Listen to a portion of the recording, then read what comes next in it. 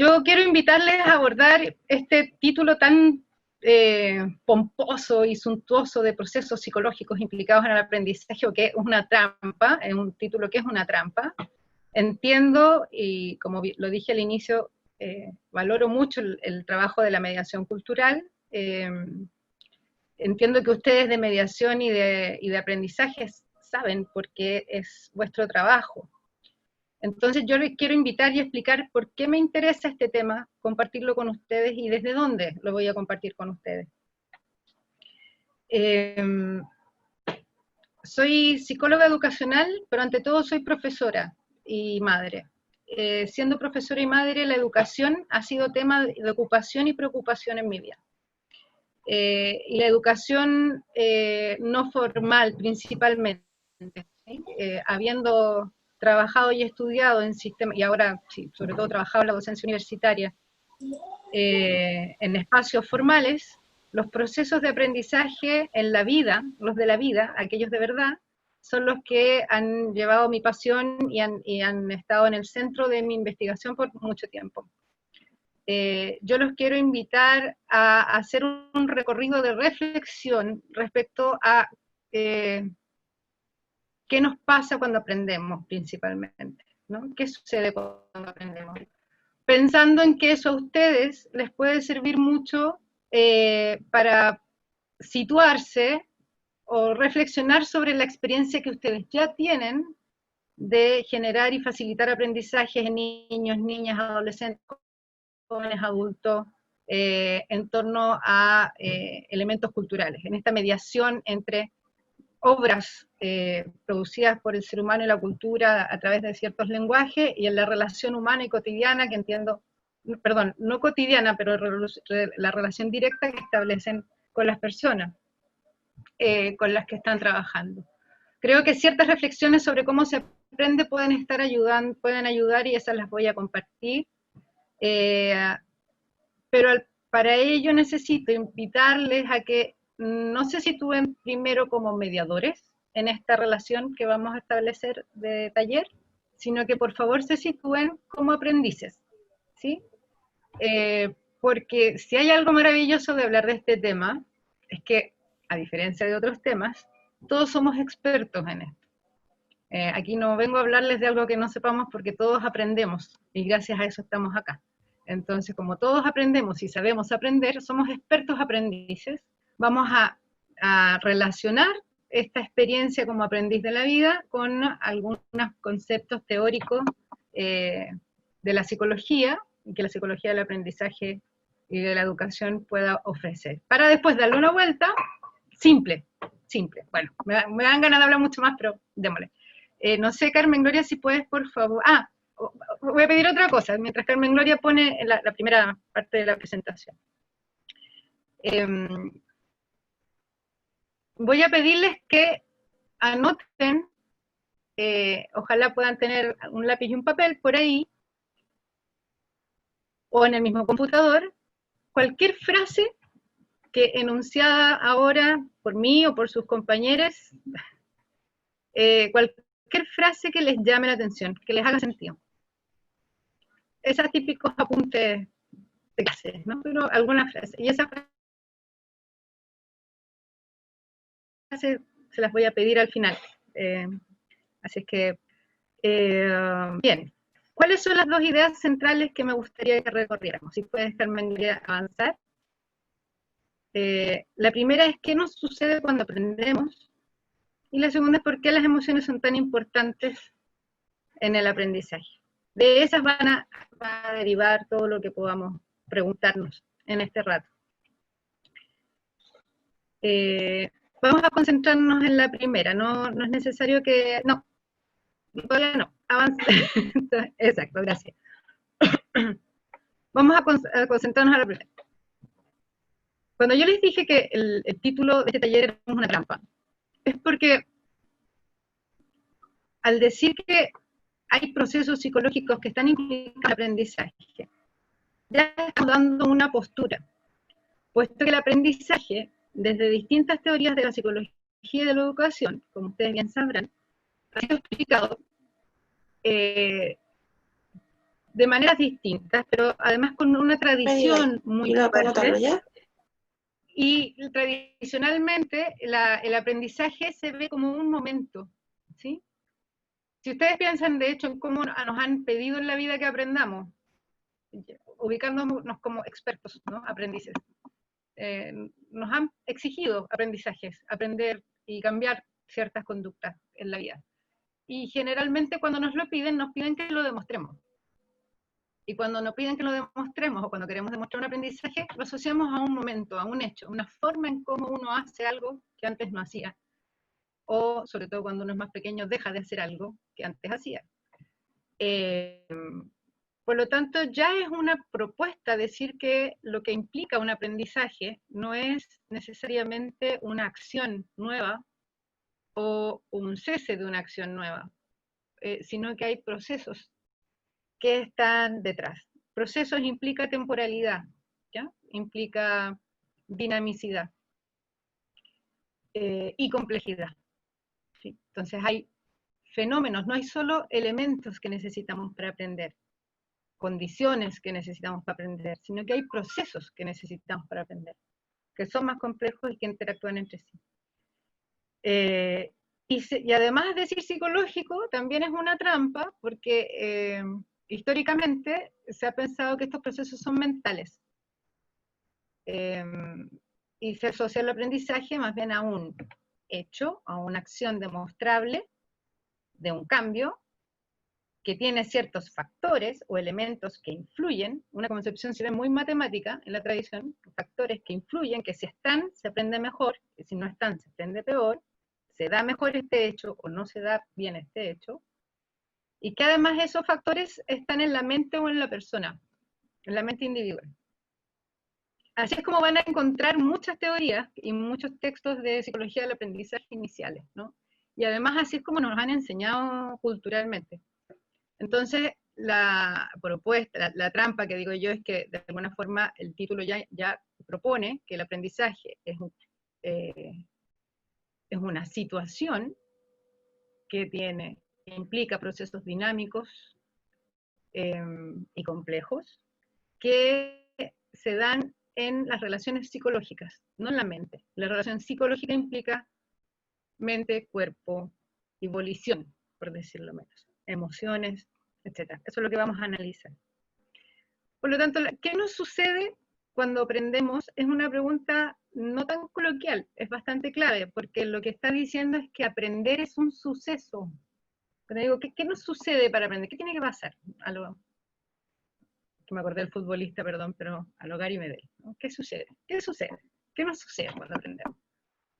¿Qué nos sucede? Quiere decir que es un suceso, ¿ya? Un suceso tiene procedimiento y precedimiento, ¿ya? No se asusten que no voy a estar hablando todo el rato de conceptos muy filosóficos, pero un suceso, que algo suceda, quiere decir que procede, que tiene una forma en que sucede, y precede, ¿sí?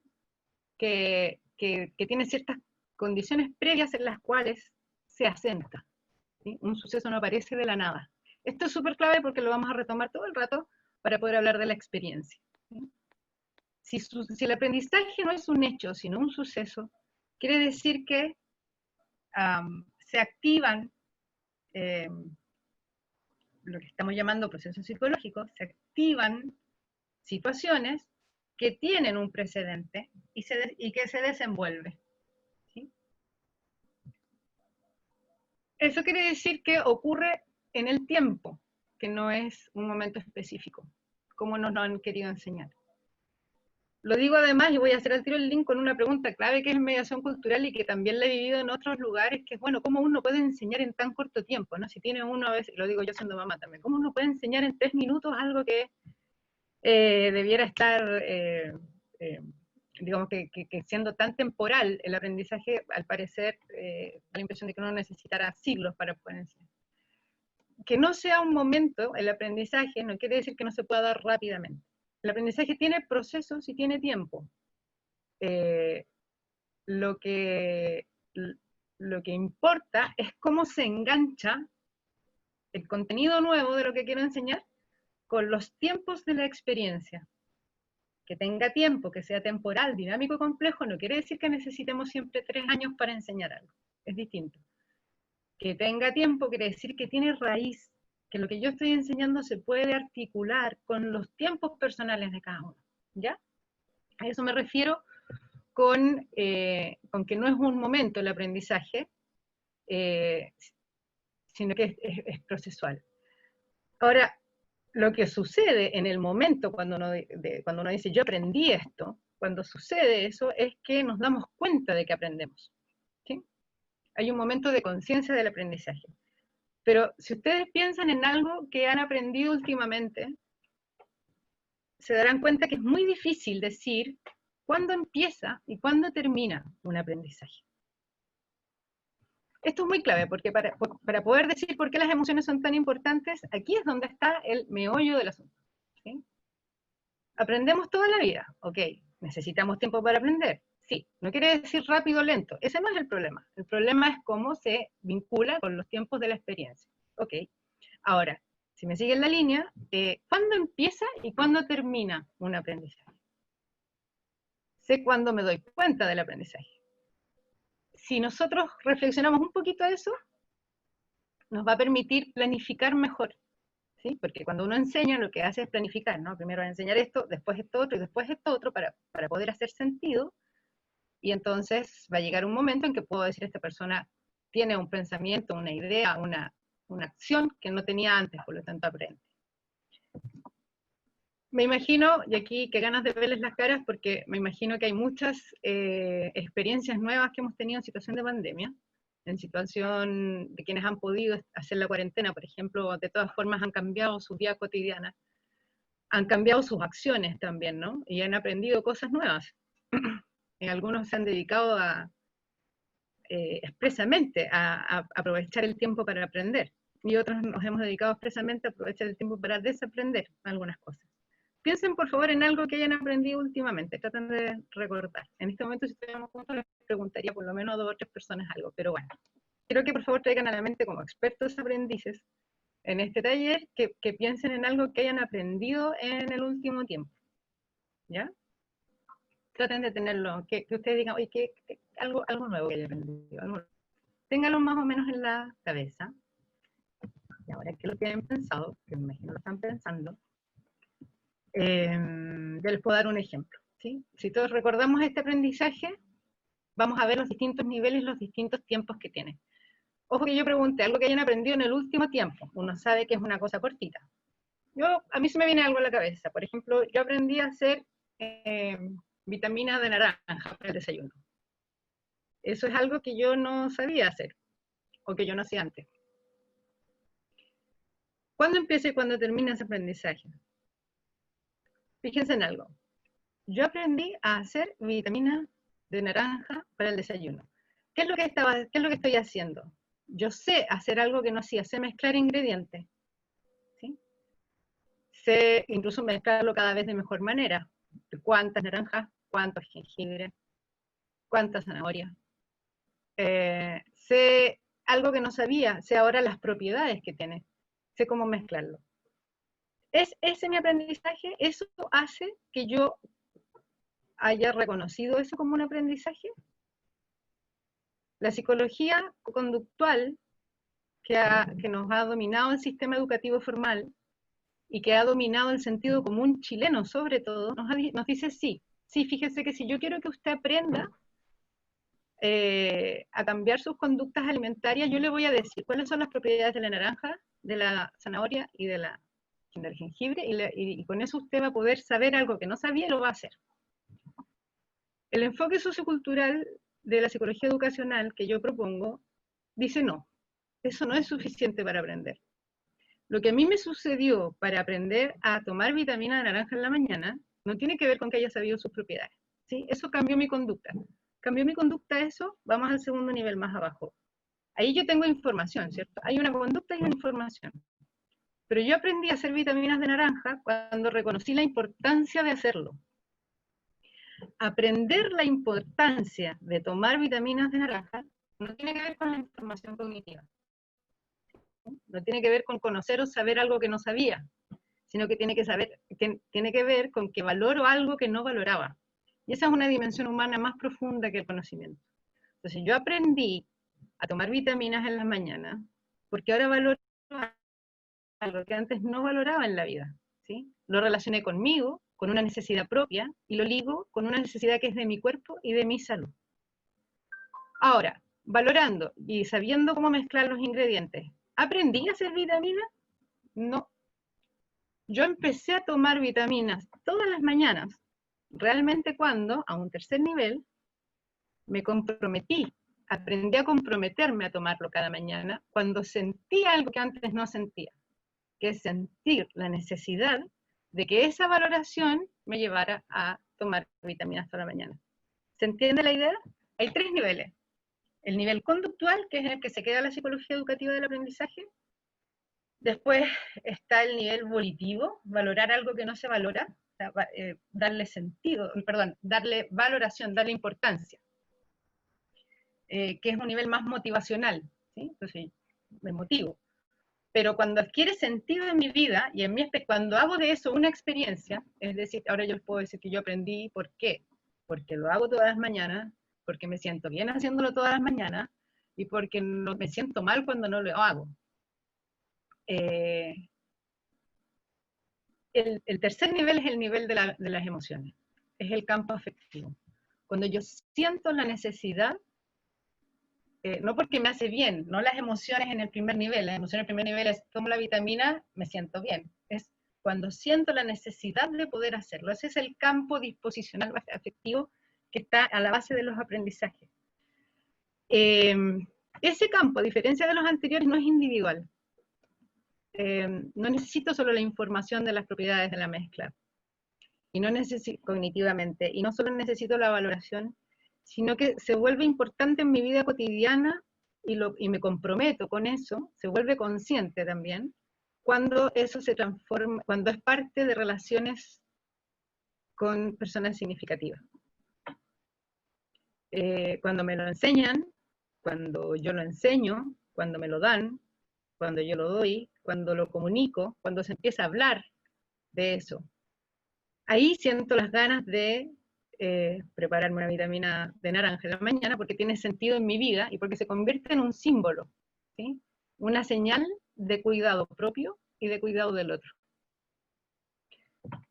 Por lo tanto, los aprendizajes en esta experiencia, me gustaría ojalá hacer el análisis con alguno de los aprendizajes de ustedes, pero traten de hacer esa capa de cebolla para poder comprender que cuando hablamos de disposiciones afectivas al aprendizaje o de las emociones en el aprendizaje, el enfoque sociocultural, por ejemplo, con el que yo trabajo, busca la importancia de las emociones en este último sustrato, no en el primero, porque uno puede hacer algo y sentirse bien.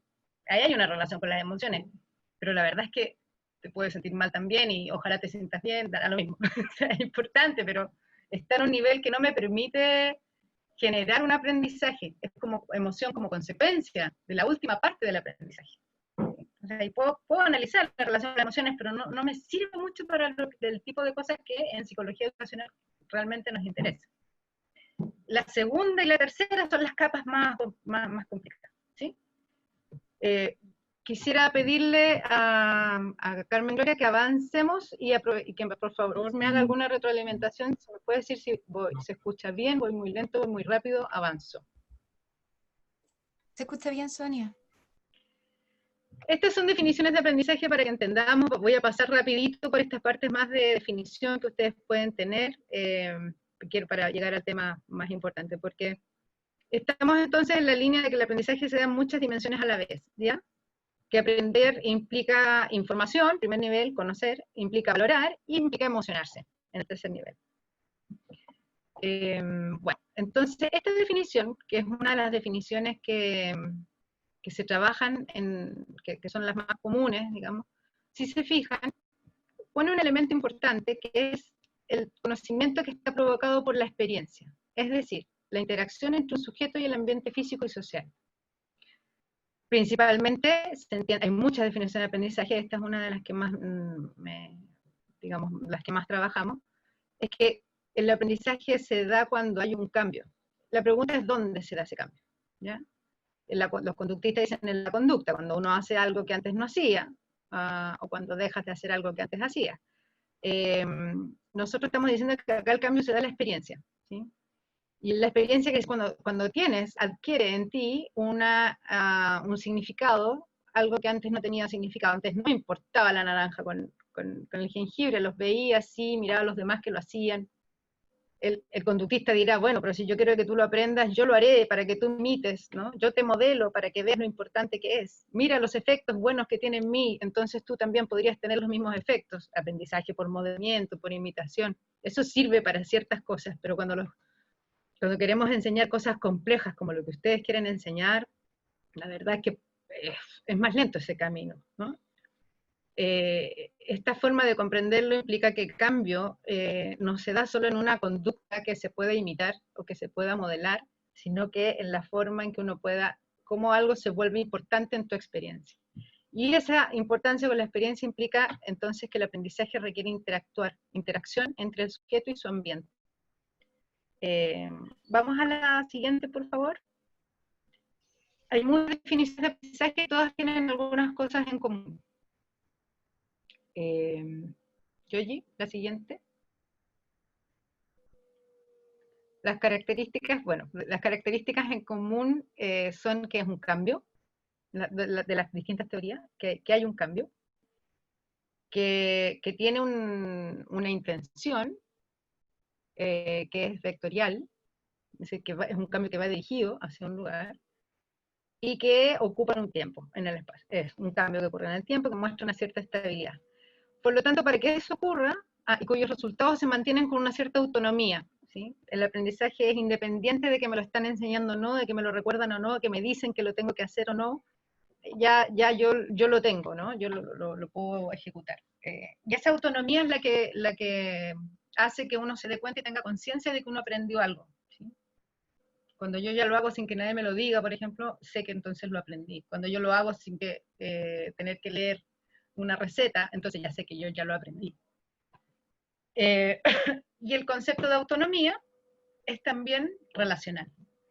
Y el concepto y la autonomía es también emocional, ¿sí? Pasemos a la siguiente.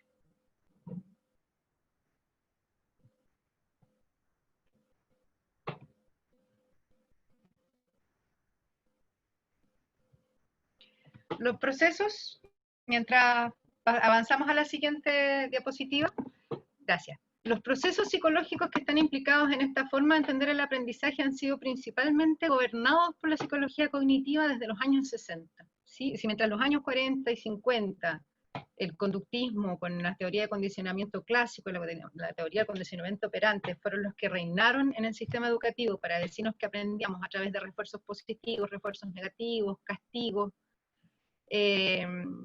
etcétera.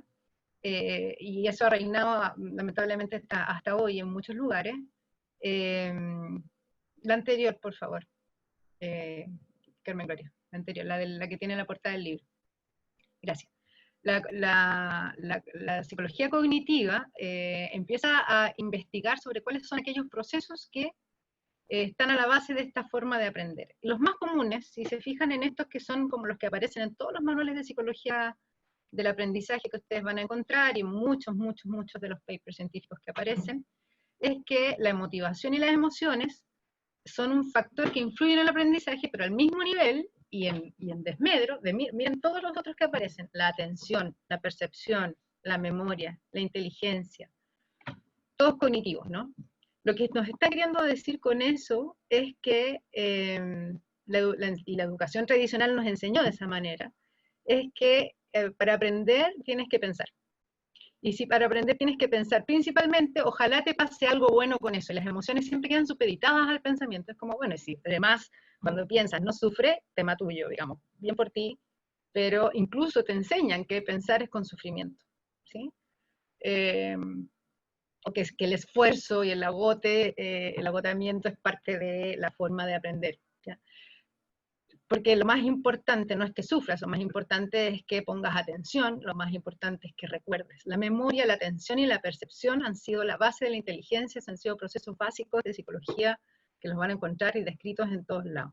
¿Qué es lo que nos han enseñado y cómo nosotros lo estamos reproduciendo? Que es lo peor. Lo que nosotros reproducimos es que somos sancionados y sancionamos cuando esos 3 procesos psicológicos cognitivos no están. Cuando no recuerdas, cuando está la memoria, cuando no pones atención, y se me fue el otro. Cognición, ¿sí? Te lo dice el sentido común, o sea, hay que tener 2 dedos de frente para hacer las cosas, si no tiene palos para el puente, entonces no vas nunca a comprender nada, o sea, no se puede aprender si uno no nace de cierta manera que principalmente refleje que tienes cabeza o inteligencia para hacer eso. Y eso separa, además, fuertemente la relación entre cognición y afectos, como si fueran 2 cosas distintas. Nos sancionan cuando nos equivocamos, nos premian cuando lo logramos demostrar, y nos medican cuando no tenemos alguna de esas cosas. Si tenemos síndrome de déficit atencional, nos medican.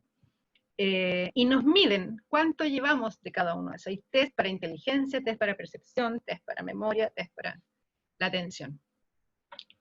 Nos miden, nos sancionan, y nosotros, si hemos aprendido así culturalmente, la verdad es que estamos muy condenados, diría yo, ojalá que no, predispuestos a reproducir esa forma, ¿sí? Entonces estamos pidiendo que nos pongan atención, estamos pidiendo que miren, que perciban, estamos pidiendo que recuerden, uno hace preguntas que en vez de abrir la curiosidad, son preguntas para ver si se acordaron bien de lo que les expliqué.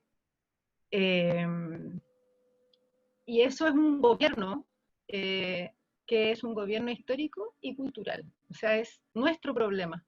No es que el aprendizaje sea así, a la humanidad nunca aprendió así. Nuestro problema es que nos convencimos que era así, y lo estamos reproduciendo. Entonces, sacarse eso implica un profundo acto también de reflexión y de transformación sobre cómo pongo las emociones y mis emociones, entonces las relaciones de aprendizaje. En mis relaciones de aprendizaje, en la relación de aprendizaje que quiero facilitar.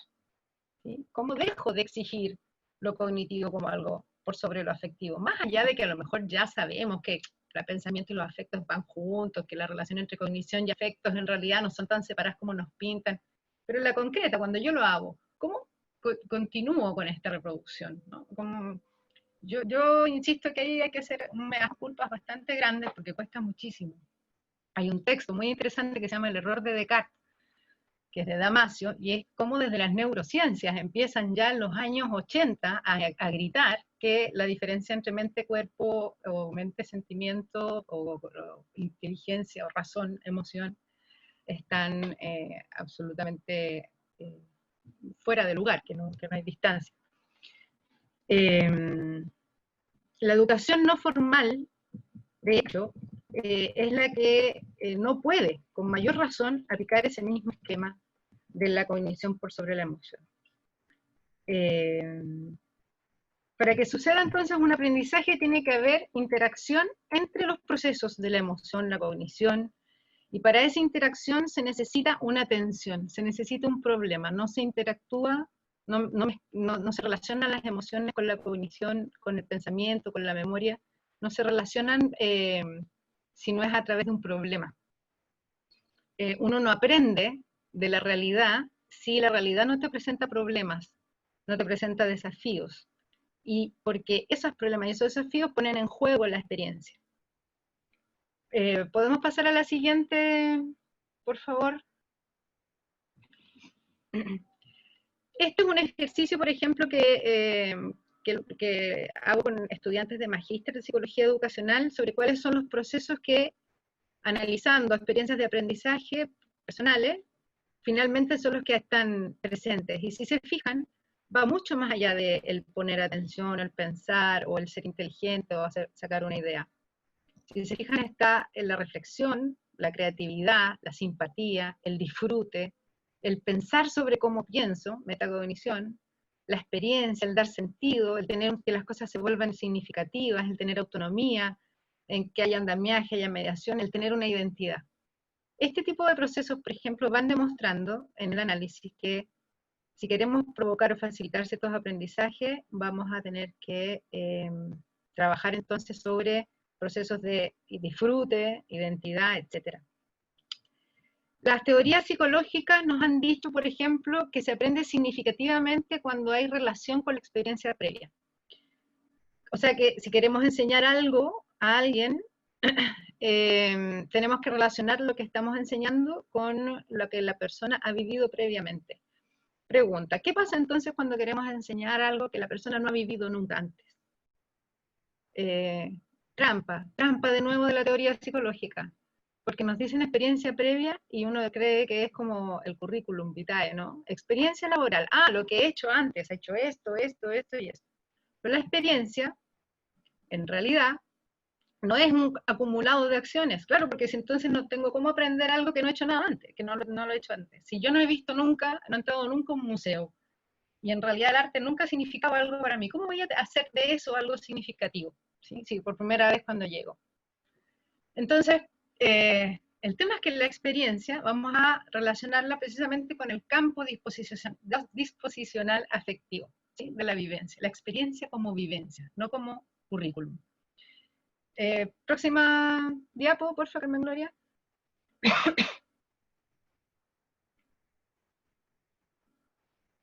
La experiencia, que sería entonces como la forma en que nosotros podemos abordar el tema del aprendizaje. La experiencia proviene del latín que significa juicio, prueba. ¿Sí? Es un hecho de haber sentido, conocido, presenciado. ¿Sí? Es una práctica que proporciona un conocimiento que es adquirido por circunstancias o situaciones vividas y que son experimentadas. Entonces, cuando yo digo, y la teoría nos vuelve a decir, mire, ¿sabe? Los aprendizajes se vuelven duraderos cuando la persona lo relaciona con su experiencia, quiere decir cuando la persona logra vivirlo, cuando la persona logra extraer un conocimiento de lo vivido. Entonces, no necesariamente tengo que saber la cantidad de cosas que saben antes, que es lo que los profesores tratan de hacer con 45 niños en la sala de clase, o lo que nos puede estresar cuando tenemos que enseñar algo en una hora con niños que no he visto y no tengo idea qué saben antes. No nos estresemos con eso, porque es mucho más humano, es mucho más simple y mucho más mágico. Es poner un vínculo de relación que permita abrir un campo disposicional de los afectos. Mira que suena bonito, pero que en realidad quiere decir que permita que en este vínculo la forma en que tú te relacionas conmigo, te relacionas con los demás y te relacionas con lo que yo te estoy mostrando, es una forma amorosa. Amorosa en el sentido humano de la palabra. Es una forma que te permite desarrollar, sacar y decir lo que a ti te pasa, lo que te sucede. Hagamos que nos suceda algo, en el fondo, en una hora que tenemos de tiempo. Hagamos que nos suceda algo. Yo tengo mucho menos de tiempo con ustedes, no les veo las caras, no tengo idea de dónde están, no me enseñan los nombres, estoy angustiada, porque yo no trabajo así. A mí me angustia esto, pero lo dije al inicio, sé que esto es raro, veamos qué sale. Ok, ofrezcamos un vínculo, hagamos un vínculo y veamos qué puede salir de aquí, dispongámonos de cierta manera, encuadremos la relación. ¿Sí? Les pedí que se dispusieran además como aprendices, sean expertos, tomen este espacio, vayan diciéndome si sí o si no, ¿sí? Establezcamos una relación. Si se fijan, las emociones son relacionales en ese sentido. Claro, a uno le duele la guata, ¿no? Si uno está nervioso, la guata le duele a uno. Si uno está ansioso, el pecho le duele a uno. Pero eso no quiere decir que el cuerpo individual sea el único depositario de las emociones. Las emociones no son personales. Se manifiestan en un cuerpo que es individual, pero también se manifiestan en cuerpos juntos, cuando no son individual, cuando son una relación. ¿Sí? Y nosotros trabajamos así, trabajamos con grupos de personas en donde tenemos que aprovechar que las relaciones permitan que la emoción circule. Vamos a avanzar a la próxima, por favor, Carmen María.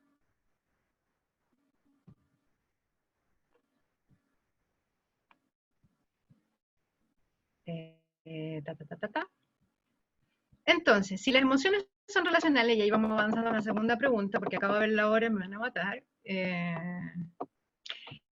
Como nos enseñaron que los aprendizajes además dependen de características cognitivas y más encima individuales, dos grandes errores, y que para ser durables en el tiempo tienen que estar relacionados con lo que uno sabe antes, en vez de con lo que uno experiencia y vivencia en el presente. Como nos enseñaron mal esas cosas, o las entendimos mal, entonces, si se fijan, cuando alguien no aprende, ¿quién está mal? El individuo que no aprende. Si alguien no aprende, hay algo que no funciona bien en tu cuerpo, en tu emoción o en tu pensamiento, pero es el individuo el que no aprende. Entonces, el que enseña, además, se frustra, porque no tenemos cómo hacer entender a la otra persona, ¿no? Por eso digo que reproducimos aunque no queramos, ¿sí? Y que seguro todos queremos ser mediadores y ya hemos vivido cuánto cuesta, porque lo que nos está diciendo esta forma de entender el aprendizaje es que si es relacional, si las emociones en realidad están en las relaciones, lo que tenemos que saber somos nosotros también, lo que queremos enseñar. Porque estamos metidos en el problema, estamos metidos en el mismo problema. Entonces tenemos que aprender a relacionarnos de una manera distinta, que hace que permita también que mis emociones estén en juego. Ya entonces, habíamos quedado en cómo entendemos la experiencia, ¿sí? La clave entonces para decir esta pregunta que es la trampa de todas las otras teorías, ¿no? Que todas las otras teorías te explican bien el asunto de la psicología del aprendizaje, la cognitiva, la conductual, hasta que llega a la pregunta, bueno, entonces, ¿cómo puedo enseñar algo a alguien completamente nuevo si no tiene experiencia de eso antes? ¿Qué sucede? ¿Qué sucede en ese momento? El enfoque sociocultural o sociohistórico, del cual Paulo Freire ha sido nuestro gran maestro como educador popular, y de quien yo aprendí, no directamente, ojalá, pero de su legado he ido aprendiendo muchas de las cosas que sé, nos dice que la experiencia tiene que ver con una relación de vivencial humana. La explica de esta forma que me parece que vale la pena recordar. La experiencia es la existencia, porque el hombre no está preso en el presente, sino que ha despegado a una tridimensionalidad temporal, pasado, presente, futuro. Heredamos, incorporamos y modificamos. Fíjense, dejémoslo ahí, fíjense que eso lo que quiere decir es que yo puedo aprender cosas que no he sabido antes, porque lo que uno hereda no tiene que ver con lo que uno ha venido haciendo, sino que lo que hereda de los otros. Yo puedo heredar de la cultura, del mediador, del profesor, del hermano, del amigo, de la pareja, del amante. Uno hereda su experiencia en una relación y en un vínculo que solo puede ser aprendizaje si ahí hay coexistencia, ¿sí? También tomamos distancia de los diferentes momentos de nuestra experiencia. Reflexionamos, recreamos, revivimos la experiencia vivida. Y con ello somos capaces de darnos cuenta de las relaciones que se establecen entre los diferentes hechos, de explicarnos el mundo externo e interno, de hacer arqueología, entender cómo nos hemos ido construyendo. Con esta capacidad entramos en los dominios de la historia y participamos de ella, dialogamos con el mundo. ¿Qué es lo que tenemos que trabajar entonces para relacionar un contenido con la experiencia? El diálogo que podemos establecer entre nosotros para dialogar con el mundo. Que sea ese nuestro objetivo. Y ese diálogo es un diálogo amoroso. Vamos ahora al tema de la experiencia. Más bien está llena de emociones. Sigamos con la próxima. ¿Por qué entonces son tan importantes las emociones en el aprendizaje? Pasamos a esa segunda pregunta y que yo espero a estas alturas ya esté respondida de alguna forma. Las emociones son las que delimitan lo que uno puede o no pensar y hacer.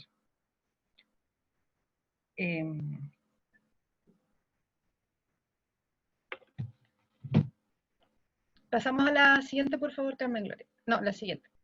Las emociones son las que delimitan lo que uno puede o no pensar y hacer. Uno no piensa cosas perdón, a mí me salté esta diapositiva, podemos pasarle, pero es una de las formas más clásicas de entender la experiencia y que es, como les decía, de una manera más bien cognitiva. Y quería hacer la confrontación entre esta y la forma de entender la experiencia de Paulo Freire, que es la que yo propongo. Ausubel es el más conocido, que ustedes conocerán seguramente por aprendizaje significativo, pero quiero que sepan ubicarlo cuando lo vean o lo revisen, más bien como una perspectiva que no concibe la experiencia de la manera histórico-cultural y que tiene por lo mismo sus límites, ¿no? Ya, pero estábamos hablando de cómo entonces las emociones básicas son las que delimitan lo que uno puede o no pensar y hacer. Si uno está enojado, no va a poder hacer cosas que no esté en condiciones de hacer. Si uno está triste, no vas a poder pensar en cosas que no estés en condiciones de pensar.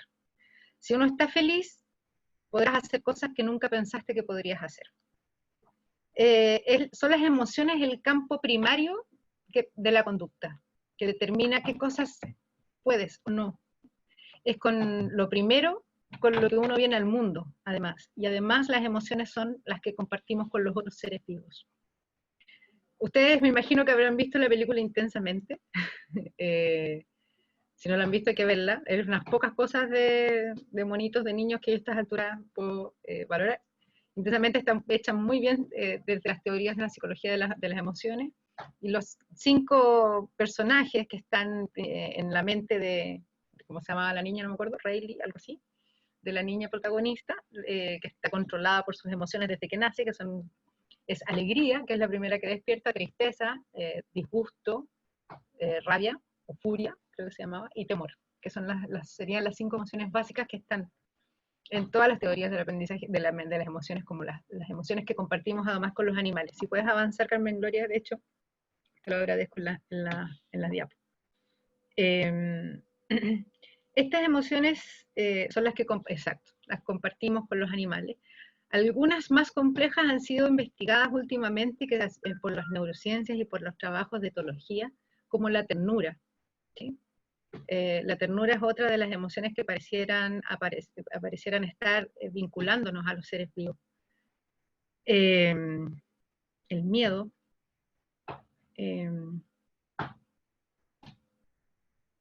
Sin embargo, no hemos sido capaces ni siquiera de definir bien cuáles son todas el campo de las emociones humanas. ¿Y por qué? Y aquí está quizás lo último que quiera decir. Porque las emociones se construyen, estas pueden ser básicas, ok, pero hay muchas, las que realmente necesitamos para aprender. Están construidas culturalmente. Piensen en emociones y sentimientos como la confianza, la lealtad, la credibilidad, el reconocimiento, el orgullo, la vergüenza.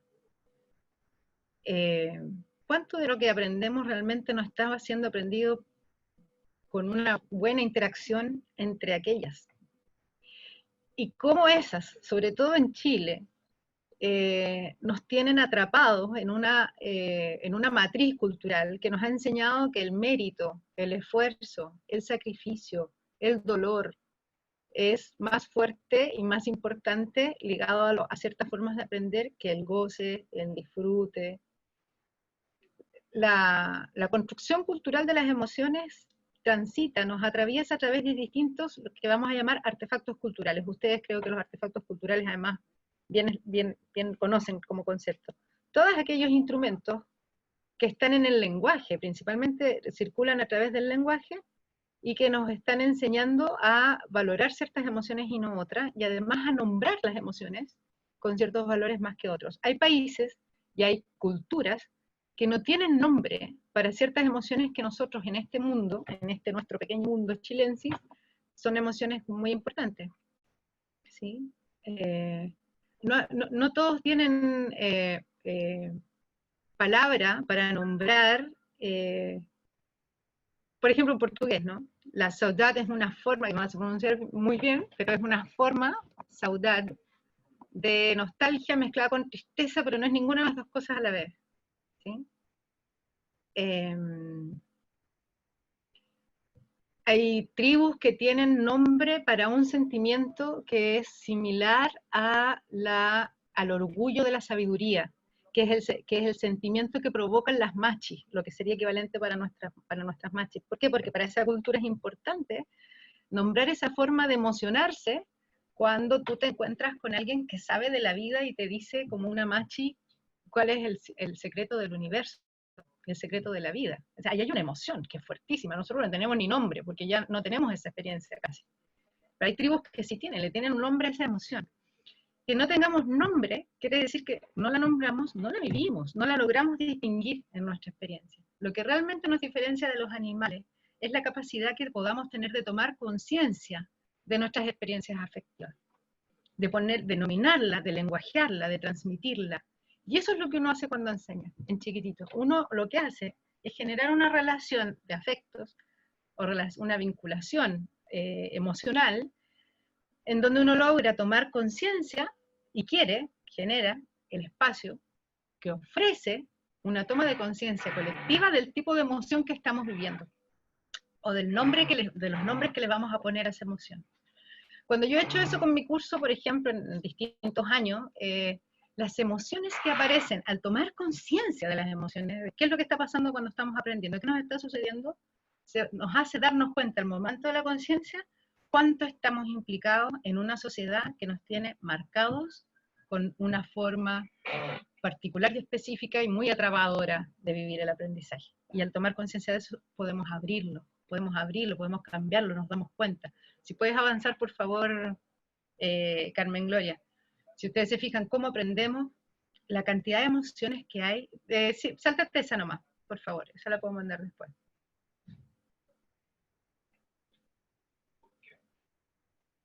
Fíjense en las que hay: enjuiciamiento, significado, comunicación, deseo, curiosidad, pasión. Cuando uno dice, bueno, ¿qué es lo que realmente nos permite aprender? O las emociones con las que aprendemos cuando aprendemos bien, cuando analizamos un buen momento de aprendizaje, una buena situación de aprendizaje, lo que aparecen son puras emociones mucho más potentes de las cuales, la verdad, ni se habla. O sea, imagínense si me hubiera sentado acá y hubiera dicho, ¿saben qué? Tengamos una relación de deseo, donde nos conozcamos mutuamente y podamos darle pasión a esto. Raro, no está dentro del setting. Sin embargo, eso es lo que estamos haciendo. Nos estamos, espero, apasionando con lo que estamos hablando, estamos deseando conocer más. Eso es lo que ocurre. No lo nominamos, no lo decimos. ¿Qué pasaría si uno, al planificar una sesión de aprendizaje, lo que haría y lo que hace es precisamente invitar a que esos sean las emociones de las que se hable, de las que circulen, de las que se pueda hacer algo con ello, y aquellas otras, como el esfuerzo, la reflexión, etcétera, el juicio, también veamos cómo aparecen, porque van a aparecer, para poder deconstruirlas y desarmarlas, y es así un tema más invitativo. Si puedes seguir, avanzar a las ideas finales, viendo la hora.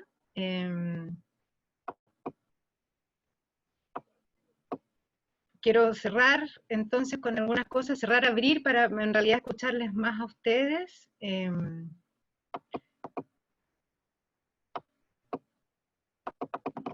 Y después vemos si hacemos el ejercicio que pensaba, pero hay unas ideas finales por ahí. ¿De quién dependen principalmente las emociones? Hay unas ideas finales en el compartir pantalla, pues se las voy a leer. El campo afectivo, los afectos son relacionales, ¿sí? Y al ser relacionales se dan en el lenguaje. Según cómo nombremos las emociones, van a ser los aprendizajes que tengamos. Y según cómo nombremos culturalmente los aprendizajes, va a ser como los vivimos. Y en eso tenemos que ser muy conscientes de no reducir, insisto, las emociones que culturalmente nos han enseñado que son positivas o negativas, o las mejores o las peores para enseñar o aprender. Segundo, lo que sentimos entonces es producto de la cultura que vivimos. Un ejemplo, ¿no? La cultura de los emojis nos enseñaron a vivir emocionalmente las cosas. Yo no soy de la cultura de los emojis, yo soy de una vieja escuela, ocupo poco el celular. Pero en el momento en que los emoticones aparecen, también se empieza a sentir la necesidad de vivirse ciertas emociones con un aparato, con un lenguaje que es un lenguaje simbólico, que es el lenguaje digital, ¿no? Si eso ha influido tanto en cómo nos vivimos las cosas, cómo nos emocionamos incluso, imagínense cuánto puede influir una relación cara a cara, que es la que ustedes establecen, pero mucho, mucho más la que ustedes pueden establecer. Nosotros no podemos cambiar lo que la gente siente al aprender. Si bien todos aprendemos precisamente porque sentimos cosas, es difícil que uno llegue y en una hora puede cambiar lo que siente al aprender. Yo no, a ustedes no les puedo cambiar si sienten o no sienten interés por esto, sienten pasión por este tema o no. Pero lo que sí puedo hacer es que establecer con ustedes una relación cultural, o sea, que aquí circulan conocimientos que ustedes tienen y yo no tengo, que yo tengo y ustedes no tienen, de historias, hemos traído a Freire, hemos traído teorías, ¿no? Entonces hay relaciones culturales que amplían la disposición afectiva para relacionarse con la realidad. O sea, que de ahora en adelante puede hacer que ustedes sientan curiosidad por algunas cosas o les haya pasado algo que quieran seguir profundizando. Esa es la idea central del aprendizaje y de la enseñanza. Por eso hay que saber cuáles son las emociones que nos están habitando a nosotros en este momento histórico dado. Aprender, a ver, si por ejemplo una emoción que está habitada hoy en día en nosotros, seguro es el miedo, en todos nosotros, con lo que está pasando. ¿Sí? Si a nosotros nos está habitando el miedo, un cambio, o sea, una consideración de las emociones en el aprendizaje, sería cambiar de aprender por miedo a equivocarse, que es lo que hacen muchos niños y niñas, bueno, adultos también, pasar a aprender a perderle el miedo a los cambios. ¿Sí? O sea, el miedo es una emoción ligada al aprendizaje, sí, pero culturalmente la propuesta es que no es un factor del aprendizaje, no es que uno aprenda por miedo, sino que uno puede aprender a ubicar el miedo en un campo de experiencia. Por ejemplo, a perderle el miedo a los cambios. Los verdaderos aprendizajes son cambios profundos, transformaciones de la experiencia, y estas se basan en relaciones intersubjetivas de empatía, reconocimiento, escucha y valoración, lo que finalmente yo llamaría vínculos humanos de amor, principalmente. Lo dejo hasta aquí, yo creo, por ahora. Hay hartas cositas que podríamos profundizar, pero yo creo que ustedes me pueden ir diciendo.